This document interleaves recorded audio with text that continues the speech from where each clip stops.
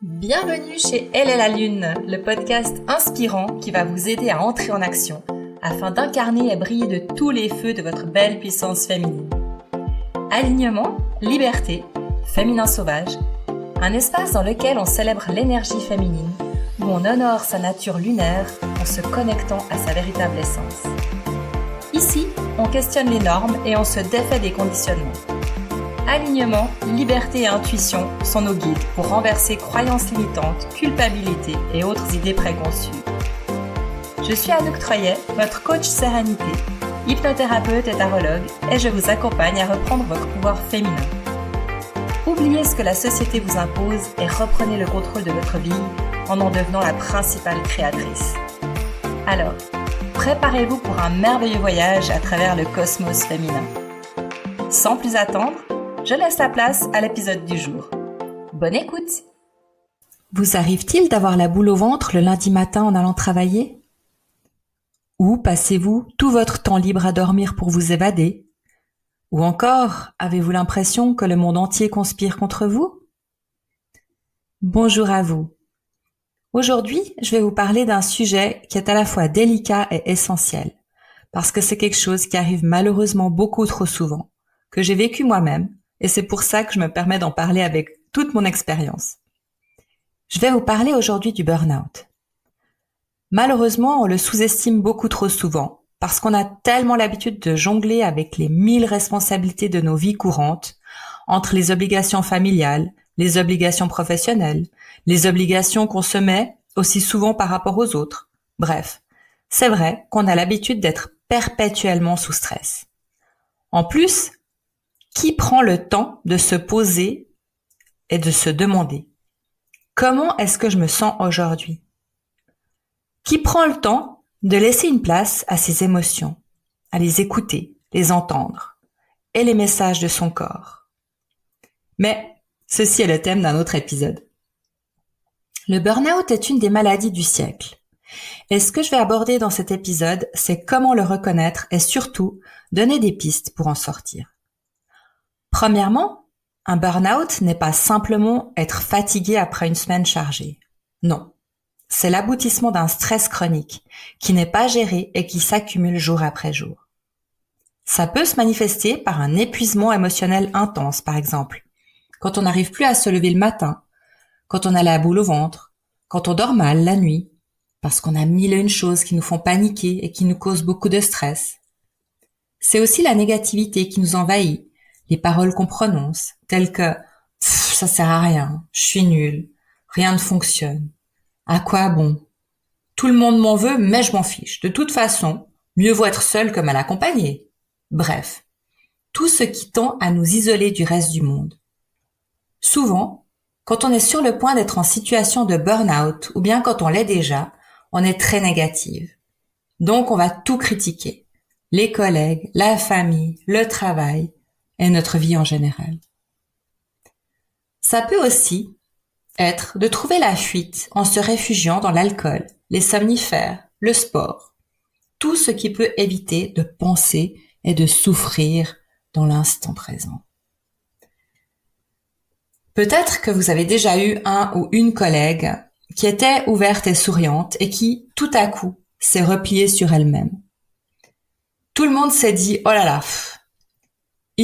elle devient pénible. Franchement, qu'elle change de travail ou de vie. Évidemment, je ne parle pas des éternelles râleuses, ni de celles qui, contrairement aux premières, détruisent les autres pour prendre un certain pouvoir ou pour les faire craquer, afin d'avoir le champ libre. Mais bon, ça c'est encore un autre thème. Malheureusement, peu de monde s'intéresse suffisamment au bien-être des autres pour se poser réellement des questions. Et surtout, comment gérer ce genre de situation? En fait, souvent, il suffirait de parler 5 minutes à cette personne et lui suggérer que ce qu'elle vit n'est pas une fatalité et que d'en parler à quelqu'un va réellement la soulager. On a souvent tendance à minimiser ces signes, à se dire que c'est passager, que tout le monde passe par là. Ben non, pas du tout en fait. Ignorer ces symptômes, ça fait qu'empirer les choses. Et puis, si on parle à l'extérieur, souvent, on n'est pas comprise. Pourquoi? Parce que les gens ont peur. Si c'est notre famille, notre conjoint, notre entourage, ils ont peur parce qu'inconsciemment, ça va avoir un impact, sur leur propre vie. Alors, il faut pas hésiter à parler à quelqu'un dans notre entourage, oui, mais quelqu'un qui est à notre écoute. Parce que les personnes qui vont nous plaindre en disant ma pauvre, c'est vrai, ton travail, c'est insupportable, ce que tu vis. Oh, puis tes collègues, puis ton patron, puis alors ton compagnon. Oh là là, franchement, j'aimerais pas être à ta place. En gros, je sais pas à qui est-ce que ça pourrait faire du bien, mais moi j'appelle pas ça des vrais amis. Ça va rien apporter du tout. En fait, ça va juste confirmer qu'il y a rien à faire pour aller mieux. Et puis finalement qu'on a qu'à arrêter de se plaindre. Parce que surtout, il faut pas déranger, il faut pas faire de vagues. Hein. Ça, je l'ai entendu quand je travaillais au service de l'eau. C'est quand même un con, mais bref. Donc, si quelqu'un qui est soutenant est là, c'est bien. Mais si c'est pas le cas, il faut trouver quelqu'un d'autre. Notre médecin, en premier lieu. Parce que lui, il pourra décider d'un arrêt de travail, le cas échéant. Il est aussi là pour donner quelque chose qui soutiendra, une béquille qui évitera la chute ou la stoppera. Ça veut pas dire qu'on est faible. Ça veut juste dire qu'on a besoin, à un moment donné, on a besoin d'un support quelconque pour éviter un garde-fou. Voilà, on peut appeler ça comme un garde-fou. Alors en général, lorsque on se trouve face à quelqu'un qui est en situation de burn-out, de stress intense, lorsqu'on soumet cette idée du médecin, la réponse est ça va pas, j'ai pas besoin de voir un psy, je suis pas folle ou je suis pas fou. Mais bon, dites-vous bien que la graine, elle est semée, et puis peut-être qu'elle portera ses fruits. Parce que souvent, sur le moment, on a tendance à réagir de manière, tout ce qui touche un petit peu au psychisme ou bien au mental, on associe toujours ça directement au psy. Mais voilà, c'est pas c'est pas grave. Je veux dire, c'est juste qu'on a besoin de soutien. Mais la graine est semée, et puis peut-être qu'elle va porter ses fruits et qu'on va se dire à un moment donné, ouais, alors finalement c'était peut-être pas une mauvaise idée. Je vais en parler à personne, mais je vais prendre rendez-vous. Alors lorsqu'on se sent dans cet état, il faut pas se dire que c'est juste un passage, mais il faut bien en prendre note. Alors c'est souvent compliqué d'accepter qu'on est dans une situation de burn-out, parce qu'on se croit toujours forte et solide. Après tout, avec tout ce qu'on a déjà vécu, on va bien surmonter cette situation, non ? Ça ira mieux, on se dit toujours, ça ira mieux quand je serai partie en vacances, quand les enfants seront plus grands, quand j'aurai rencontré l'homme de ma vie, quand j'aurai trouvé un autre job. Bref, on a plein d'idées comme ça qui peuvent nous traverser l'esprit. Malheureusement, le burn-out, c'est super insidieux. Ça peut arriver, un matin comme un autre. Je vais vous parler de mon expérience. Donc, je vivais seule avec mes 2 enfants. Et puis un matin, j'ai voulu sortir de mon lit. Et puis là, simplement, je me suis écroulée. Mes jambes, elles se sont effacées sous moi. Et puis j'ai vraiment compris. En fait, j'ai rien compris. Je me suis juste dit, ok, là c'est bon, j'avance plus. Et en fait, c'était le signe que mon corps me disait non. Maintenant, tu vas nulle part. Stop. C'est impossible de retourner dans ce lieu de torture qu'est le travail. À ce moment-là, je subissais du harcèlement par une collègue et le gérant d'immeuble avec qui je travaillais dans l'immobilier. Et puis, on était tous les 3 dans un bureau fermé. Et chaque fois que j'arrivais au bureau, je les entendais ricaner. Les derniers temps, ils se permettaient carrément de me critiquer et de parler de moi en me dénigrant comme si j'étais pas là, comme si j'étais invisible. Finalement, j'en ai parlé à ma direction. On a été convoqués tous les 3, enfin on était même plutôt 4, de membres de la direction, ma collègue, on était 5. Bref, et ils ont tenu le même discours qu'ils tenaient devant moi, devant mes supérieurs hiérarchiques. Et là, c'est eux qui se sont fait taper sur les doigts et c'est eux qui ont été dans le collimateur parce que là, vraiment, on s'est rendu compte, ils ont pris une assurance, comme on se retrouvait toujours tous les 3 dans un bureau, en fait, fermé.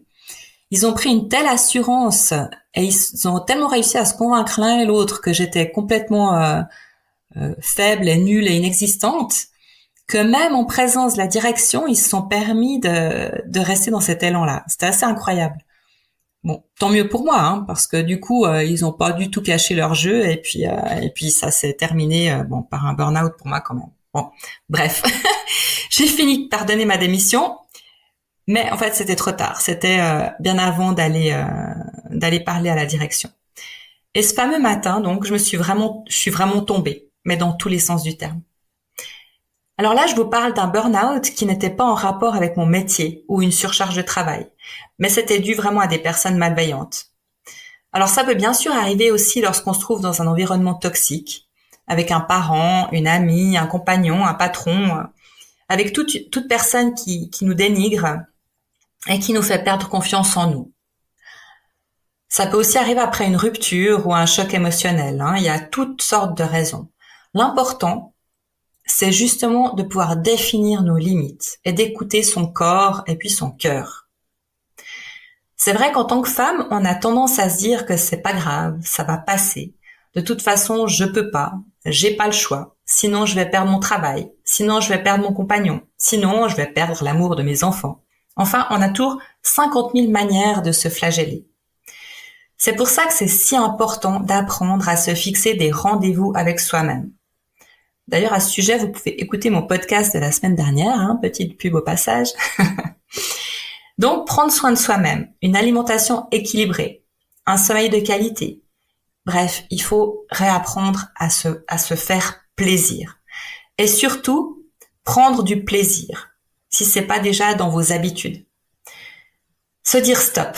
Maintenant, je m'arrête. Je vais faire quelque chose pour moi. Quelle que soit l'activité que vous aimiez faire, que ce soit du sport, de la musique, de la danse, du fitness, de la gym, de la course à pied, bref, tout ce que vous aimez faire. Il faut vraiment l'agender dans votre planning de la semaine.